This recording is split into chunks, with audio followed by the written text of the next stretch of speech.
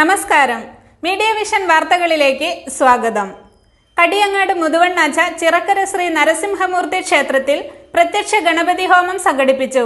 സൂര്യകാലടി ശ്രീ സൂര്യൻ പരമേശ്വരൻ ഭട്ടതിരിപ്പാടിന്റെ കാർമ്മികത്വത്തിലാണ് ചടങ്ങുകൾ നടക്കുന്നത്.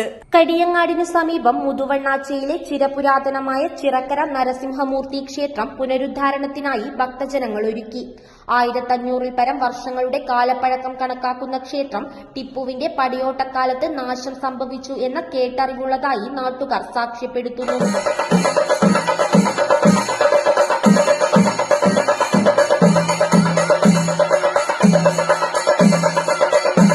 കരിങ്കൽ പടവുകളിൽ തീർത്ത ക്ഷേത്രക്കുളവും സമീപത്ത് ചക്കരക്കല്ലിൽ ഇരട്ട ഭിത്തിയിൽ തീർത്ത കൊത്തുപണികളാലും ചുമർചിത്രങ്ങളാലും അലങ്കൃതമായ ശ്രീകോവിലുമുള്ള ക്ഷേത്രം നശിച്ചു കിടക്കുകയായിരുന്നു.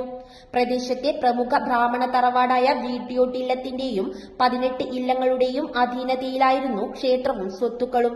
മഹാക്ഷേത്രങ്ങളുടെ ഗണത്തിൽപ്പെടുന്നതും ഉഗ്രമൂർത്തിയായ നരസിംഹമൂർത്തിയുടെ കടാക്ഷമുള്ളതുമായ ക്ഷേത്രമായിട്ടും ഇവിടെ ഭക്തരുടെ സാന്നിധ്യം നന്നേ കുറവായിരുന്നു.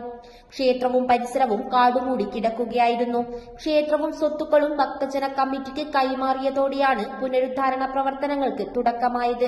നവീകരണ പ്രവർത്തനങ്ങളുടെ മുന്നോടിയായി സെപ്റ്റംബർ 23, 24, 25 തീയതികളിൽ ക്ഷേത്രത്തിൽ മുല്ലപ്പള്ളി നാരായണൻ നമ്പൂതിരിയുടെ നേതൃത്വത്തിൽ സ്വർണ്ണപ്രശ്നം നടക്കും. ഇതിനോടനുബന്ധിച്ച് ഞായറാഴ്ച രാവിലെ സൂര്യകാലടി സൂര്യൻ പരമേശ്വരൻ നമ്പൂതിരിപ്പാടിന്റെ നേതൃത്വത്തിൽ പ്രത്യക്ഷ മഹാഗണപതി ഹോമവും തുടർന്ന് മൃത്യുഞ്ജയ ഹോമവും ഭഗവതി സേവയും നടന്നു. നിരവധി ഭക്തജനങ്ങൾ ക്ഷേത്രത്തിൽ എത്തിച്ചേർന്നിരുന്നു.